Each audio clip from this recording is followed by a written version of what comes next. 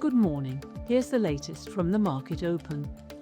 The FTSE 100 opened broadly unchanged at 10,781.87.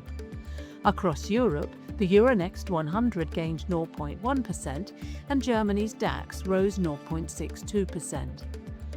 Overnight in the US, the Nasdaq finished lower at 24,932.08, while the S&P 500 edged higher to 7,413.18. In company news, banking group Barclays published its interim 2026 results and set out its investors' engagement program for the months ahead.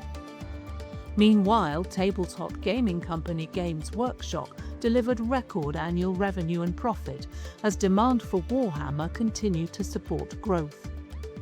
Against sterling, the US dollar, Swiss franc and Australian dollar edged lower. The euro was little changed, the Japanese yen strengthened slightly, and Bitcoin was down. In commodities, copper and gold moved higher, while Brent crude and natural gas both traded lower. That's your market open. I'm Fiona Craig. Have a great day.